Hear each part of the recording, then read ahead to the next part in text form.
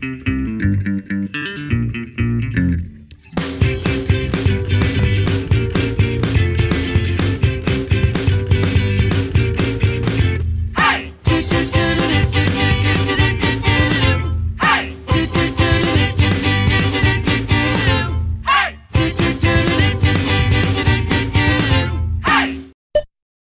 here at the Ithaca Beer Company, Ithaca's premier craft brewery.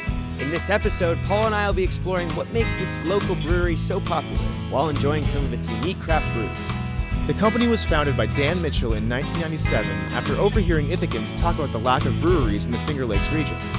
With this idea in mind, Dan spent the next 5 months renovating a warehouse on Elmira Road. The brewery finally opened in 1998 and has since received multiple awards from brew festivals across the nation. So Dan, how did you get started in the beer industry? I always wanted to run my own company, and it was one of those conversations I overheard once of some people asking why Ithaca doesn't have their own craft brewery. That kind of sparked it, and I took it from there. And you got your equipment from Austin, Texas. Was your first batch of capital, I guess. So I went to this place called Katie Bloom's, and in talking to the bartender, I said, well, what's your house beer? And they said, actually, we're selling the equipment, but I've got a bunch of others. And I said, well, what's up with selling your equipment? They gave me the name of the owner, and I called him, and he told me how much it was. I said, well, could you take a little bit of that and then just trust me that I'll pay you back? And he said, yeah, I can do that. Did you go to school for business? No. No. What was your major? Rural sociology. Rural sociology. Yeah. I've never been much of a student. I've always been a hands-on guy.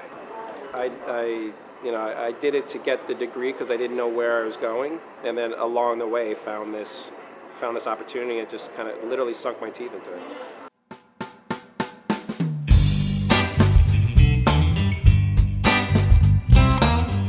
Staff is very friendly, and if you come on a fairly consistent basis, they take the time to get to know your name, who you are, anticipate what you might have.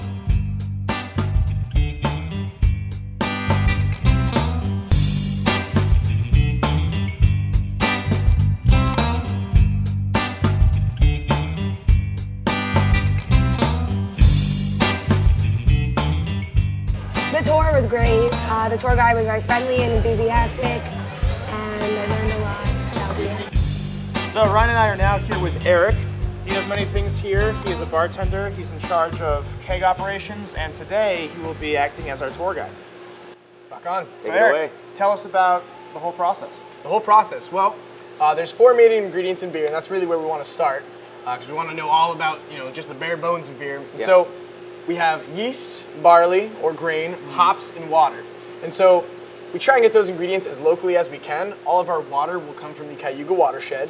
All of our malts or barley will come from mostly North America. And then hops, as far as hops go, a lot of our hops come from the Yakima Valley in Washington. And then we will also get our yeast from, a lot of brewers will trade and sell different yeast back and forth to each other. And we had a microbiologist brewer that took one single yeast cell and just grew it until now we can brew and ferment really with the full 55 barrel batch of that yeast.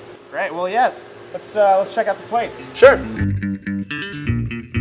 So there's 2 giant white silos that you might have seen on your way in when you're driving in here. They hold all of our base malt, so pretty much every single one of our beers is going to use that malt in some amount. It'll come in from those silos, get all ground up, and then it'll move into the center conical tank up near the ceiling called the grist hopper, where then it will get shot with hot water into the center tank called the mash tun. Yep, that tank right behind us. The whole purpose of the mash tun is to try and extract as much sugar as possible from the grain, and that's what the yeast will eat, wort, W-O-R-T. And so from that mash tun, it'll move to this tank over here called the boil kettle. The boil kettle is where we add all of our flavoring. So in that boil kettle, with all these fruits and these hops boiling, you get this kind of bitter trube kind of stuff. That's what it's called. It's called trube, and it's this proteiny resin gunk. So we got to get it out, and we get it out with the last tank behind you guys called the whirlpool. So while it's spinning around, the solid materials, in this case, that trube that I was just talking about, or any grain that might have made it through the process, will collect in the middle, while the wort spins off to the outside, and we'll drain it off to the outside as well. So what do we have here? We have all of our fermentation vessels. These are all 50-barrel fermentation vessels, where we have these 2 massive ones that you might have seen walking in there. 300-barrel fermentation vessels. Lots and lots of beer, right? Yeah. So this is where all of the beer actually happens. We don't have beer until it's done fermenting. So for ales, we ferment for shorter periods of time at higher temperatures, talking 2 to 3 weeks, 70 degrees. Whereas lagers, we ferment for longer periods of time at colder temperatures. So a couple months at about 40 degrees. Really? Months? Yeah, right. So you can see kind of why from like a business standpoint, it's great to do ales. But we'll be undergoing an expansion pretty soon, which will allow us to do a lot more main production lagering, which is cool. So all really here is just that wort that we created is being eaten up by the yeast and making alcohol and CO2. All right, so the third and final step kind of our beer journey. We are at packaging. And so we do about 5,000 bottles an hour with this machine, or what equates to be about 83 bottles a minute. All these bottles will go out to all the states touching New York, plus Maryland and Virginia, grocery stores, restaurants alike. When we brew, we do about 55 barrels per batch, or what equates to be 1,700 gallons of beer. A barrel, to make it a little bit relatable for you guys, right? One of those is a half keg, but we measure it in full barrels, and that's 31 gallons of beer every time we're brewing.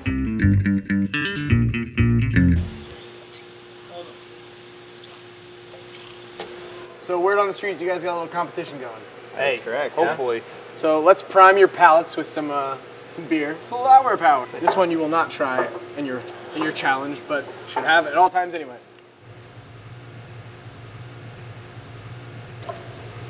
All right, I'm getting, I want to say a persuasion of lilac, a fragrance of rosebud, an ambivalence of daisy. Also, this is a hoppier beer. There it is. And the other one. There it is. So, yes. Lots of hops going to the flower. 7 different kinds of hops and 5 times throughout the process. Wow. Yep.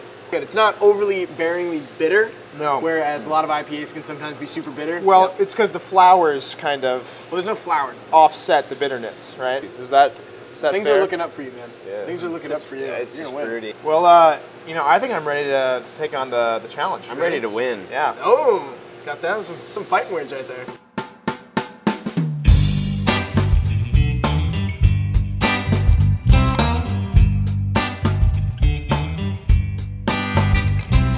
I like the selections that they come up with the 5-barrel series. It turns over periodically, so you're not necessarily going to get the same thing that you thought you were going to get the last time you were here. So there's a sense of anticipation with something new. Ryan and I are about to take on the challenge of identifying each of the 5-barrel series brews with a blindfolded taste test. But first, let's get to know these beers. This is our Polar Vortex beer. This is our Amarillo by Morning. This is our Blauser beer. This is our Shamrock Stout. Good luck, Ryan. Oh. All right, guys, we got your flights in front of you here. Oh. And all right, the first beer on the left. First beer on the left. Let's try it. Yep, there it is.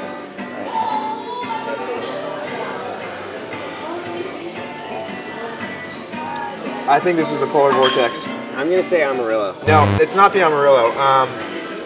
Whichever one has the grapefruit. No. This is it's got rice in it. This is the Polar Vortex. Awesome. Did you finish it, Paul? I did not. I'm moving on to the second one. Are you ready? I'm gonna go to the second one. Okay. Okay, that's dark. Much darker. Is it? Maybe not. I'm gonna say this is the Amarillo. There's a bit of citrusy in it. You still trying it out? All right, yeah, I'll go Amarillo. Yeah, okay, next one. Next one. Okay, That's it. Oh, I already got this one. This is the coffee. This is either. This is the stout. No. Yeah, this is the stout. Yeah. This is the stout. Yeah. Stout for sure.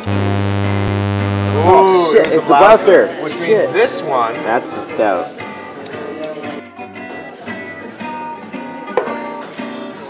Is that?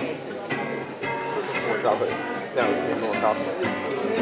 I was expecting it to be Oh, it's really smooth. So this is the stout. That one's the Blauser. well, that means you win.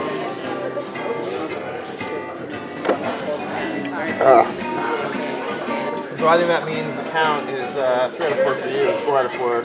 No. 2 out of 4 for you, and 3 out of 4 for me. No. 1 out of 4 and 2 out of 4. We got these wrong.